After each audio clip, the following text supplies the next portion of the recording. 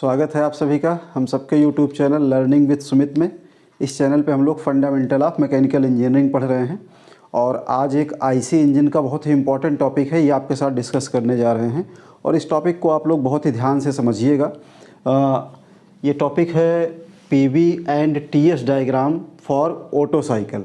Auto cycle का मतलब होता है पेट्रोल इंजन जिसमें fuel as a petrol use होता है। जो पेट्रोल है उसको एज ए फ्यूल यूज किया जाता है, तो उसके लिए हम प्रेशर और वॉल्यूम, टेम्परेचर और एंट्रोपी, एस का मतलब एंट्रोपी है। यहाँ पे मैंने दो लाइनें पहले से ड्रॉ कर रखी है। इसमें इस एस का मतलब होता है एंट्रोपी। एंट्रोपी को हम एस से डिनोट करते हैं। टी आप लोग जानते हो टेम्परेचर है, V stands for volume, P stands for pressure. तो प्रेशर, टेम्परेचर, वॉल्यूम और एंट्रोपी, ये दो कर्व हैं। दोनों कर्व बहुत इंपॉर्टेंट होते हैं। पीवी डायग्राम और टीएस डायग्राम बनाए जाते हैं एक्चुअल में इंजन की एफिशिएंसी पता करने के लिए कि हमारा इंजन कितना एफिशिएंट है। एफिशिएंसी का मतलब ये हुआ कि work done upon heat supplied. हम इंजन से वर्क लेते हैं और उस वर्क को लेने के लिए इंजन को क्या देते हैं, हीट देते हैं। तो हमें कितना हीट मिल रहा है और उस हीट को लेने के लिए कितना हमें कितना वर्क मिल रहा है और उस वर्क को ऑब्टेन करने के लिए इंजन को कितना हम इनपुट दे रहे हैं in the form of heat, है ना। तो इसी के लिए ये पीवी और टीएस डायग्राम बनाया जाता है। तो ये कैसे बनता है ये आपको समझाएंगे, इसके डिफरेंट प्रोसेस क्या हैं ये भी आपको बताएंगे। लेकिन इसको समझने से पहले आपको पता होना चाहिए कि पेट्रोल इंजन में हमारा पेट्रोल इंजन की वर्किंग कैसे होती है। उसमें सक्शन, कंप्रेशन, एक्सपेंशन और एग्जॉस्ट, ये कैसे वर्क करता है इंजन 4 स्ट्रोक में। अगर आपने ये वीडियो नहीं देखा है तो पहले ये वीडियो देख लीजिएगा, तब आप ये पीवी और टीएस डायग्राम को ज़्यादा अच्छे से समझ पाएंगे। ठीक, तो आइए आपको शुरू करते हैं हम लोग इस वीडियो को और इसको ध्यान से समझते हैं। प्रेशर, वॉल्यूम और टेम्परेचर, एंट्रोपी। देखिए, जो 4 स्ट्रोक इंजन होता है इसमें जो 4 प्रोसेस होते हैं, बेसिकली हम लोग पेट्रोल इंजन की बात कर रहे हैं, तो इसमें एक प्रोसेस होता है सक्शन। एक क्या होता है, सक्शन होता है। और दूसरा प्रोसेस होता है कंप्रेशन। दूसरा प्रोसेस क्या होता है, कंप्रेशन, सक्शन, कंप्रेशन। और थर्ड प्रोसेस होता है expansion, expansion. And fourth process जो होता है ये एग्जॉस्ट होता है। ठीक, इन्हीं 4 प्रोसेस, ये एक साइक्लिक प्रोसेस होता है, suction, compression, expansion and exhaust. इसी साइकिल में हमारा इंजन वर्क करता है। तो उसके लिए इंजन जब हमारा फ्यूल का इंटेक करता है, सक्शन करता है, उस समय प्रेशर क्या होता है, वॉल्यूम की क्या कंडीशन होती है, जब कंप्रेशन होता है तो प्रेशर कितना होता है, वॉल्यूम कितना होता है, एक्सपेंशन के समय प्रेशर और वॉल्यूम क्या होता है, एग्जॉस्ट के समय प्रेशर वॉल्यूम क्या है, और उसके रेफरेंस में टेम्परेचर और एंट्रोपी में क्या चेंजेस आते हैं। इन्हीं दोनों का डायग्राम हम लोग बनाते हैं। तो इसमें होता क्या है, बिगनिंग में सबसे पहला स्ट्रोक हमारा क्या होता है, सक्शन स्ट्रोक होता है। तो सक्शन स्ट्रोक में हमारा जो इंजन है उसमें होता क्या है, एक पिस्टन और सिलेंडर का अरेंजमेंट होता है। मैं यहाँ पे आपको समझाने के लिए बना दे रहा हूँ। सपोज़ ये हमारा क्या है, एक सिलेंडर है, ये सिलेंडर है और इस सिलेंडर में एक पिस्टन है हमारा। तो बिगनिंग में पिस्टन जो होता है, ये पिस्टन आपका टॉप डेड सेंटर पे होता है। पिस्टन कहाँ पे होता है, टॉप डेड सेंटर पे होता है, टीडीसी पे होता है। और ये मान लीजिए आपका क्या है, बीडीसी है। तो टीडीसी और बीडीसी के बीच में ये पिस्टन आपका मूव करता है, पिस्टन आपका रेसिप्रोकेट करता है। तो जब हमारा सक्शन होता है तो पिस्टन हमारा टॉप डेड सेंटर से बॉटम डेड सेंटर की तरफ जाता है। जब पिस्टन टीडीसी से बीडीसी की तरफ जाता है तो उस समय क्या होता है, इस सिलेंडर में टीडीसी के नीचे हमारा वॉल्यूम क्या होता है, बढ़ता है ना। तो जब वॉल्यूम इसमें बढ़ेगा यानी सिलेंडर में स्पेस हमें मिलता है सक्शन स्ट्रोक में। तो पहला स्ट्रोक हमारा सक्शन होता है, इसको हम लोग यहाँ पे 0 to 1 दिखाते हैं। अब आप कहोगे कि सर ये डॉट लाइनें क्यों बना रखी है। डॉट लाइनें इसलिए बना रखा है क्योंकि होता, ये आपके लिए एक हिंट है, जब भी आप डायग्राम बनाइए तो 2 वर्टिकल हिडन लाइंस बना लीजिए, यानी ये डॉट लाइंस बना लिया करिए। क्योंकि जो पीवी डायग्राम होता है इसमें हमारा 2 कांस्टेंट वॉल्यूम प्रोसेस होते हैं। 2 प्रोसेस ऐसे होते हैं जो कांस्टेंट वॉल्यूम होते हैं। इसी तरीके से जब हमारा टीएस डायग्राम बनता है तो इसमें 2 प्रोसेस ऐसे होते हैं जिसमें एंट्रोपी कांस्टेंट होती है। तो एंट्रोपी कांस्टेंट होती है और यहाँ पे वॉल्यूम कांस्टेंट होता है, इसके लिए पहले से ही दो हिडन लाइंस बना लिया है कि हमें इसी के बीच में हमारे प्रोसेस होंगे। तो 0 to 1 इसको नाम दिया जाता है 0 to 1। ये हमारा क्या होता है, ये सक्शन प्रोसेस होता है। और सक्शन प्रोसेस कैसा होता है मैं यहाँ पे लिख देता हूँ। जो हमारा फर्स्ट प्रोसेस होता है प्रोसेस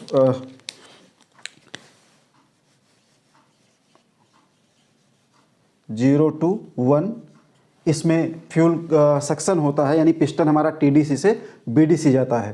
ठीक, तो ये हमारा होता है सक्शन प्रोसेस। यहाँ पे सक्शन प्रोसेस होता है फ्यूल का। तो सक्शन प्रोसेस में वॉल्यूम क्या होता है, वॉल्यूम हमारा इंक्रीज होता है। सिलेंडर टीडीसी से बीडीसी की तरफ जब जाएगा तो उस सिलेंडर में क्या होगा, ये जो सिलेंडर है अभी देखिए नीचे स्पेस है, हमें स्पेस कहाँ चाहिए, टीडीसी के बाद चाहिए। तो पिस्टन जब हमारा टीडीसी से बीडीसी की तरफ जाएगा, देखिए मैं इसी को थोड़ा सा आगे बढ़ा के यहाँ और बताता हूँ। थोड़ा सा आपका समय लेंगे, इसको आप ध्यान से समझिए। जब आप समझ लोगे कॉन्सेप्ट को तो ज़्यादा बेटर रहेगा। ऐसे डायग्राम तो आप बनाना सीख जाओगे, लेकिन अगर आप कॉन्सेप्ट को नहीं सीखोगे तो फिर बाद में आपके लिए दिक्कत होगी, फिर आप इसको भूल जाओगे। ये चलिए, तो पिस्टन हमारा टीडीसी और बीडीसी इसी के बीच में रेसिप्रोकेट करता है। तो जब पिस्टन टीडीसी से बीडीसी आता है तो ये हमारा वॉल्यूम जो होता है, ये वॉल्यूम ये इंक्रीज होता है, यहाँ पे हमें ज़्यादा वॉल्यूम मिलता है। इसीलिए देखिए अगर हम इसको ये पॉइंट जो आपका 0 है और ये 1 है, इसके बीच में आप देखोगे तो वॉल्यूम यहाँ से इंक्रीज होके V1 पे पहुँच गया है, यहाँ पे वॉल्यूम इंक्रीज हो रहा है। अब इस समय क्या होता है, जब हमारा वॉल्यूम बढ़ता है तो होता क्या है, जो एंट्रोपी होती है, एंट्रोपी ये भी हमारी एंट्रोपी भी इंक्रीज होती है। तो हम एक ये 0 to 1 एक स्ट्रेट लाइन से यहाँ पे दिखा दे रहे हैं 0 to 1, यहाँ पे एंट्रोपी क्या होगी, इंक्रीज होगी। ठीक, अब इसके बाद नेक्स्ट प्रोसेस में क्या होता है, नेक्स्ट प्रोसेस में हमारा पिस्टन ये बीडीसी से टीडीसी की तरफ जाता है। बीडीसी से टीडीसी की तरफ जब जाएगा तो इस सिलेंडर के अंदर जो चार्ज आता है उस चार्ज का कंप्रेशन होता है। सिलेंडर के अंदर जो चार्ज आया है उस चार्ज का क्या होगा, कंप्रेशन होगा। तो यहाँ पे कंप्रेशन होगा। तो जब ये कंप्रेशन होता है तो पिस्टन बीडीसी से टीडीसी की तरफ जब जाएगा, ऊपर की तरफ जाएगा, तो वॉल्यूम हमारा क्या होगा, वॉल्यूम हमारा डिक्रीज करेगा। और जब वॉल्यूम डिक्रीज करेगा, कंप्रेस कर रहे हैं, तो प्रेशर क्या होगा, इंक्रीज होगा। तो यहाँ पे कुछ इस टाइप से ये हमें कर्व मिलता है 1 to 2, इसको हम लिख देते हैं प्रोसेस 1 to 2। तो 1 to 2 जो प्रोसेस है हमारा, मैं यहाँ पे लिखता हूँ, इन सब के नाम भी लिख दे रहा हूँ जिससे आपको पता रहे कि किस प्रोसेस में हमारा क्या हो रहा है। प्रोसेस 1 to 2, ये प्रोसेस 1 to 2 में जब कंप्रेशन होता है तो ध्यान रखिएगा आपका वॉल्यूम कम होगा, और वॉल्यूम कम होगा प्रेशर क्या होगा, इंक्रीज होगा। और जब प्रेशर इंक्रीज होगा तो उस समय क्या होगा, टेम्परेचर पे क्या इफेक्ट आएगा, प्रेशर बढ़ेगा तो टेम्परेचर बढ़ेगा। तो टेम्परेचर यहाँ पे हमारा बढ़ता है और ये 1 to 2 पहुँच जाएगा। एक सीधी लाइन से इसको मिलाइए, क्योंकि ये जो प्रोसेस होता है इस समय हमारा एंट्रोपी कांस्टेंट होता है, कांस्टेंट एंट्रोपी। अब एंट्रोपी क्यों कांस्टेंट होता है, क्योंकि ये रिवर्सिबल एडियाबैटिक प्रोसेस है। ये जो हम आपको पीबीटीएस डायग्राम बता रहे हैं, ये पीबीटीएस डायग्राम एक थ्योरेटिकल साइकिल है, थ्योरेटिकल आइडियल साइकिल के लिए हम लोग बात कर रहे हैं। तो यहाँ पे क्या होता है, एंट्रोपी हमारी कांस्टेंट होती है, यानी ये एक एडियाबैटिक रिवर्सिबल एडियाबैटिक प्रोसेस है। रिवर्सिबल एडियाबैटिक प्रोसेस मतलब isentropic, entropy constant. Reversible adiabatic का मतलब हो गया, मैं यहाँ लिख देता हूँ रिवर्सिबल एडियाबैटिक प्रोसेस। मतलब क्या होगा हमारा, एंट्रोपी कांस्टेंट होगा, constant entropy. Reversible adiabatic equal to constant entropy. मतलब इस प्रोसेस में कोई भी हीट का एक्सचेंज नहीं होगा, सिस्टम और सराउंडिंग के बीच में नो हीट एक्सचेंज, कोई भी हीट का लेन देन सिस्टम और सराउंडिंग के बीच में नहीं होगा। तो हमारा रिवर्सिबल एडियाबैटिक प्रोसेस होता है और उस प्रोसेस में हमारा एंट्रोपी क्या होगा, कांस्टेंट होगा। तो प्रोसेस 1 to 2 में एंट्रोपी कांस्टेंट, ये हमारा टीएस डायग्राम बन जाएगा। तो प्रोसेस 1 to 2 यहाँ लिख रहा हूँ पीबी डायग्राम के लिए, तो हमारा ये है आइसेंट्रोपिक कंप्रेशन। देखिए यहाँ पे एंट्रोपी कांस्टेंट है तो इसको बोलेंगे आइसेंट्रोपिक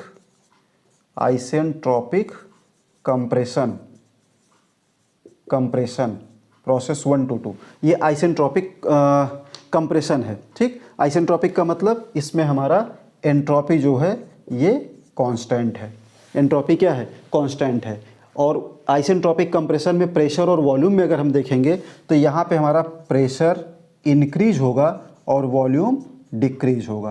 प्रोसेस 1 to 2 में वॉल्यूम हमारा V1 से फिर यहाँ पे V2 पे जब आ रहा है, ये देखिए यहाँ पे देखिए V2 पे, तो V2 और ये हम लिख देते हैं यहाँ पे हमारा वॉल्यूम क्या है V1। तो यहाँ वॉल्यूम ज़्यादा था, जब हम 2 पे पहुँच रहे हैं, कंप्रेशन हो रहा है, तो वॉल्यूम क्या हो रहा है, वॉल्यूम हमारा डिक्रीज हो रहा है। देखिए अगर आपको 4 स्ट्रोक इंजन की वर्किंग पता है तो आप इस डायग्राम को अच्छे से समझ पाओगे, अदरवाइज आपको दिक्कत होगी। अगर आपको नहीं पता है तो पहले उसका वीडियो ज़रूर देख लीजिएगा। अब देखिए इसके बाद क्या होगा, पिस्टन हमारा BDC से TDC पे पहुंच गया, यहाँ पे कंप्रेशन हो गया। अब कंप्रेशन के बाद क्या होता है, देखिए मैंने बताया था कंप्रेशन के बाद एक्सपेंशन होता है, लेकिन इसके बीच में एक प्रोसेस और होता है।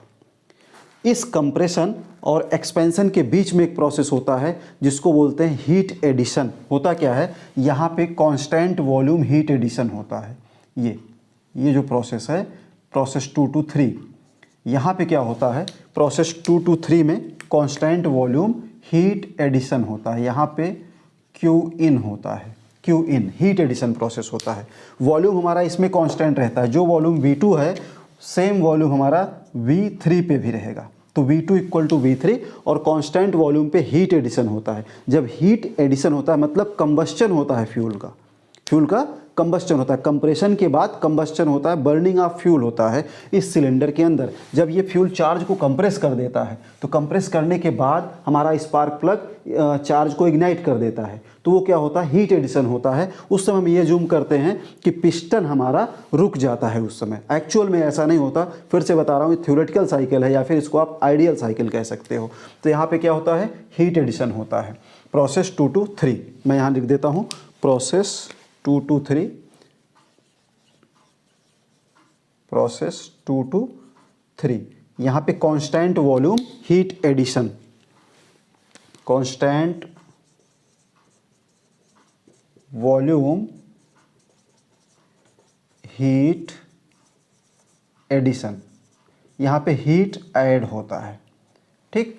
अब यहाँ पे क्या है, हमारा वॉल्यूम कांस्टेंट है। वॉल्यूम तो कांस्टेंट है, लेकिन जब आप हीट ऐड कर रहे हो तो क्या होगा, TS पे क्या इफेक्ट आएगा, टेम्परेचर के पे क्या इफेक्ट आएगा। जब आप सडनली हीट ऐड कर रहे हो तो ये टेम्परेचर राइज करेगा, और टेम्परेचर जब राइज करेगा तो एंट्रोपी भी क्या होगी, इंक्रीज होगी। मतलब इस प्रोसेस में अगर हम देखें तो वॉल्यूम तो कांस्टेंट है, इस प्रोसेस में हमारा वॉल्यूम कांस्टेंट है, वॉल्यूम में चेंज नहीं हुआ। लेकिन अगर हम TS डायग्राम में देखेंगे तो टेम्परेचर और एंट्रोपी दोनों क्या करेगी, इंक्रीज करेगी। मतलब यहाँ से ये कर्व ऊपर की तरफ जाएगा, यहाँ से ये कर्व ऊपर की तरफ जाएगा। ये प्रोसेस 2 to 3 में अगर हम TS डायग्राम में देखेंगे तो कर्व हमारा ऊपर की तरफ जा रहा है। यहाँ पे एंट्रोपी हमारी कांस्टेंट है, यहाँ पे अगर हम देखेंगे तो एंट्रोपी कांस्टेंट है, लेकिन यहाँ अगर हम देखेंगे तो यहाँ पे हमारा एंट्रोपी और टेम्परेचर दोनों इंक्रीज हो रहा है। तो ये हो गया प्रोसेस 2 to 3। अब इसके बाद जब यहाँ पे हीट एडिशन हो गया तो हीट एडिशन के बाद पिस्टन TDC पे पहुँच जाता है, बर्निंग ऑफ फ्यूल होता है, तो वो क्या करता है, एनर्जी आ जाती है इंजन के अंदर और वो पिस्टन को धक्का देता है, पिस्टन को पुश करता है नीचे की तरफ। जब पुश करेगा पिस्टन को तो फिर से पिस्टन TDC से BDC की तरफ आएगा, और जब पिस्टन TDC से BDC की तरफ आएगा तो फिर से हमारा क्या होगा, वॉल्यूम बढ़ेगा। जब पिस्टन TDC से BDC की तरफ आएगा तो इस सिलेंडर का वॉल्यूम क्या होगा, यहाँ पे वॉल्यूम इंक्रीज होगा, और वॉल्यूम इंक्रीज होगा तो प्रेशर ड्रॉप होगा, यानी प्रेशर डिक्रीज होता है। तो प्रोसेस, इसको हम नाम दे सकते हैं प्रोसेस 3 to 4। और इस 3 to 4 प्रोसेस में, प्रोसेस 3 to 4 में यहाँ पे क्या हो रहा है, एक्सपेंशन हो रहा है। इसी को पावर स्ट्रोक भी कहते हैं, इसी को क्या कहते हैं, पावर स्ट्रोक कहते हैं। तो पावर स्ट्रोक में क्या होता है, एक्सपेंशन होता है, और जब एक्सपेंशन होता है, मैं यहाँ लिखता हूँ फिर से, एक एक स्टेप लिख रहा हूँ, आप लोग भी नोट्स अपना बनाइए और उसमें एक एक स्टेप को लिखिएगा ज़रूर कि किस प्रोसेस में क्या हो रहा है। तो प्रोसेस 3 to 4, 3 to 4, तो 3 to 4 में क्या हो रहा है, यहाँ पे हमारा एक्सपेंशन हो रहा है, और एक्सपेंशन जब होगा तो प्रेशर और वॉल्यूम दोनों ड्रॉप होंगे। लेकिन अगर हम TS डायग्राम में देखेंगे तो ये प्रोसेस, इस प्रोसेस में ये हमारा रिवर्सिबल एडियाबैटिक प्रोसेस होता है, मतलब सिस्टम और सराउंडिंग के बीच में हीट का एक्सचेंज नहीं होता है, कोई भी हीट का एक्सचेंज नहीं होता है। तो होगा क्या, एंट्रोपी कांस्टेंट होगी, इस प्रोसेस में भी हमारी एंट्रोपी कांस्टेंट होगी। प्रोसेस 3 to 4 एंट्रोपी कांस्टेंट मिलेगी हमें। अब यहाँ पे लिख देता हूँ process 3 to 4 isentropic expansion. Isentropic क्यों, क्योंकि यहाँ पे टीएस डायग्राम में अगर आप देखोगे तो एंट्रोपी आपको कांस्टेंट मिल रही है। आइसेंट्रोपिक एक्सपेंशन, आइसेंट्रोपिक एक्सपेंशन, ठीक। तो इसमें क्या हुआ, इसमें एंट्रोपी कांस्टेंट है, एंट्रोपी का मतलब एस कांस्टेंट है, लेकिन हमारा वॉल्यूम क्या हो रहा है, वॉल्यूम इंक्रीज हो रहा है। और प्रेशर आप देखिए, पहले प्रेशर 3 पे ज़्यादा था और जब हम 4 पे पहुंच रहे हैं तो 4 पे पहुंच रहे हैं तो प्रेशर डिक्रीज हो रहा है। यहाँ पे प्रेशर ज़्यादा था, लेकिन जब हम 4 पे पहुंच रहे हैं, इस 0.4 पे, तो प्रेशर ड्रॉप हो रहा है, यानी यहाँ पे प्रेशर डिक्रीज होगा। तो प्रेशर हमारा डिक्रीज हो रहा है और वॉल्यूम इंक्रीज हो रहा है। तो पीवी डायग्राम में ये इफेक्ट आ रहा है, प्रेशर डिक्रीज हो रहा है, वॉल्यूम इंक्रीज हो रहा है। जबकि टीएस डायग्राम में अगर हम देखेंगे तो एंट्रोपी हमारी कांस्टेंट है और टेम्परेचर जो है, एंट्रोपी तो कांस्टेंट है, यहाँ पे एंट्रोपी कांस्टेंट है, लेकिन टेम्परेचर क्या होगा, टेम्परेचर ड्रॉप होगा। जब एक्सपेंशन होगा प्रेशर डिक्रीज होगा, जब प्रेशर घटेगा तो टेम्परेचर भी क्या होगा, घटेगा। तो ये आपका ग्राफ नीचे की तरफ आ जाता है, ये लाइन। ये हमारा प्रोसेस 3 to 4 हो गया। नेक्स्ट प्रोसेस है, प्रोसेस आपका एग्जॉस्ट का प्रोसेस होता है। तो एग्जॉस्ट में होता क्या है, पहले एग्जॉस्ट को समझिए। ये फिर से कह रहा हूँ, एक थ्योरेटिकल साइकिल है जिसको हम आइडियल साइकिल कह सकते हैं। एक्चुअल साइकिल थोड़ा सा डिफरेंट होता है, एक्चुअल साइकिल थोड़ा सा डिफरेंस होता है। ये बहुत ही स्लो प्रोसेस के लिए होता है ये काम, ये इसीलिए इसको आइडियल साइकिल कहते हैं। तो यहाँ पे क्या होता है, ये अज्यूम किया जाता है कि अभी हमारा जो एग्जॉस्ट वाल्व है वो जब सडनली ओपन होता है तो उस समय हीट यहाँ पे रिलीज होती है, हीट यहाँ पे रिजेक्ट होती है। इसको बोलते हैं ब्लो डाउन, इसको क्या बोलते हैं, ब्लो डाउन, ब्लो डाउन। यहाँ पे हीट रिजेक्ट होगी, हीट क्या होगी, रिजेक्ट होगी। जब हीट रिजेक्ट होगी तो टेम्परेचर पे क्या इफेक्ट आएगा, टेम्परेचर ड्रॉप हो जाएगा, टेम्परेचर ड्रॉप होता है। तो अगर हम टीएस डायग्राम में देखेंगे तो टीएस डायग्राम जो हमारा होगा वो कुछ इस टाइप से होगा। हम 4 to 1 की तरफ आएंगे और ये हमारा यहाँ पे ये कुछ इस टाइप से हमें कर्व मिल जाएगा। यहाँ पे टेम्परेचर हमारा ड्रॉप होगा और जब टेम्परेचर ड्रॉप होता है तो हमारी एंट्रोपी भी क्या होगी, एंट्रोपी यहाँ पे हमारी ड्रॉप हो जाएगी, कम हो जाती है, एंट्रोपी डिक्रीज होती है। तो प्रोसेस 4 to 1 में हमारा ब्लो डाउन होता है। Process 4 to 1, process 4 to 1, process 4 to 1 में क्या होगा, कांस्टेंट वॉल्यूम। यहाँ पे वॉल्यूम क्या है, कांस्टेंट है, तो हम इसको लिखेंगे कांस्टेंट वॉल्यूम हीट रिजेक्शन। यहाँ पे हीट क्या हो रहा है, रिजेक्ट हो रहा है। एग्जॉस्ट वाल्व ओपन होगा और सडनली जो हमारे पिस्टन के पास सिलेंडर में जो हीट है वो रिजेक्ट हो रही है। तो कांस्टेंट वॉल्यूम हीट रिजेक्शन। अब होता क्या है, इसमें वॉल्यूम तो कांस्टेंट है, पीवी डायग्राम में देखेंगे तो वॉल्यूम कांस्टेंट है, वॉल्यूम कांस्टेंट है, लेकिन प्रेशर ड्रॉप हो रहा है। वॉल्यूम कांस्टेंट है, यहाँ पे प्रेशर ड्रॉप होगा।